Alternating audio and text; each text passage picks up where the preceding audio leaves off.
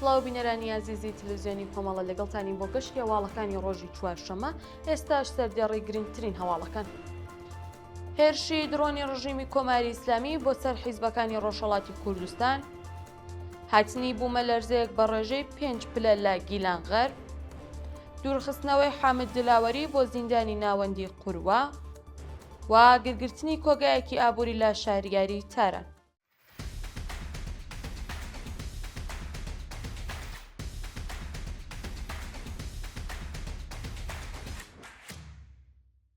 درێژەی هەواڵەکان.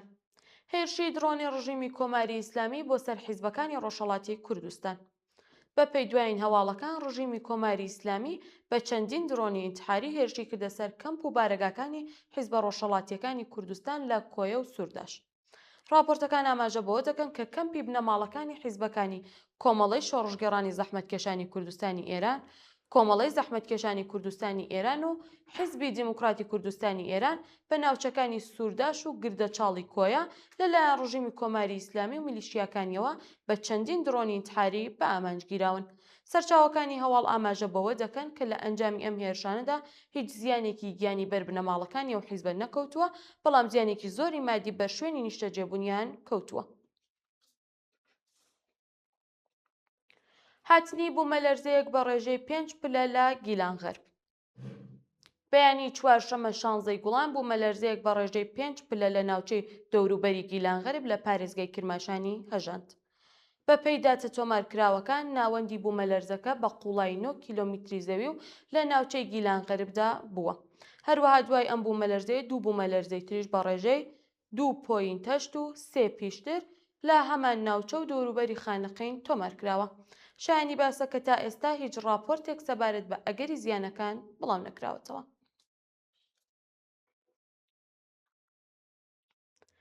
دوورخستنەوەی حامد دڵاوەری بۆ زیندانی ناوەندی قوروە. باپەی راپۆرتی گەیشتوو حامد دڵاوەری هاوڵاتی خەڵکی شاری سەخست لەلایەن دەستگای قەزای ڕژیمەوە ڕەوانی زیندانی ناوەندی شاری قوروە کراوە.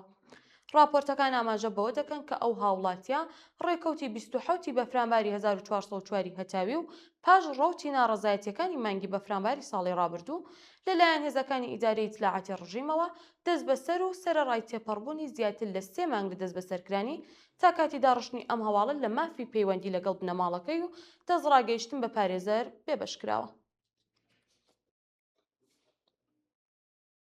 ئاگرگرتنی کۆگایەکی ئابووری لە شاریاری تاران.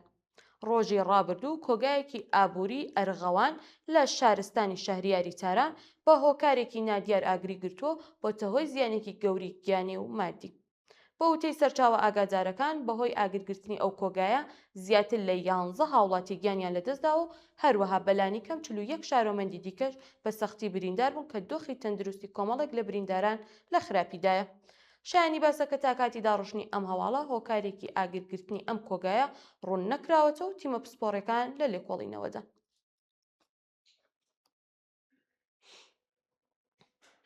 سەپاندنی حکمی 9 ساڵ زیندانی تەعزیری بەسەر هاوڵاتیەکی خەڵکی نەجەفابادی ئیسفەهان.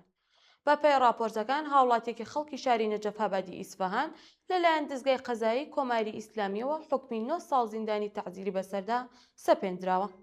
راپۆرتەکان ئاماژە بەوە دەکەن کە ئەو هاوڵاتیە بە ناوی ڕەسوول ساڵحی لە ڕەوتی ناڕەزایەتیەکانی مانگی بەفرامباری 1404 هەتاوی لەلایەن هێزە سەرکوتکەرەکانی ڕژیمی کۆماری ئیسلامیەوە دەست بەسەر و ڕەوانی گورتورخانەکانی ڕژیمی کۆماری ئیسلامی کراوە. شانی باسە کە ناوبراو لە کاتی دەست بەسەرکرانی تاکو ئێستا لە مافی دەستڕاگەیشتن بە پارێزەری سربەخۆ و هەروە پەیوەندی و چاوپێکەوتن لەگەڵ بنەماڵەکەی بێبەشکراوە. بانگێشکردنەوەی متتەهەرە گونەیی لەلایەن دادسەرای فەرهەنگ و میدیاوە.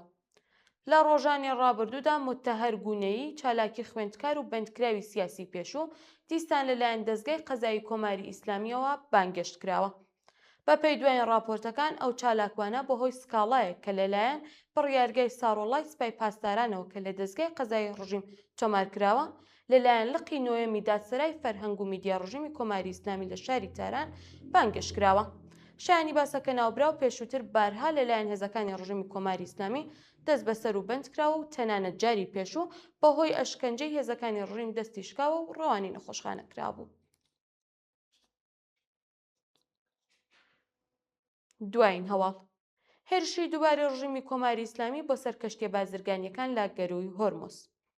بە پێی دوایین هەواڵەکان کەشتێکی بازرگانی کە خوازیاری تێپەڕکردنی گەروی هۆرمۆز بوو لەلایەن هێزە دەریاییەکانی سوپای پاسدارانەوە بە چەندین موشک بە ئامانجگیراوە.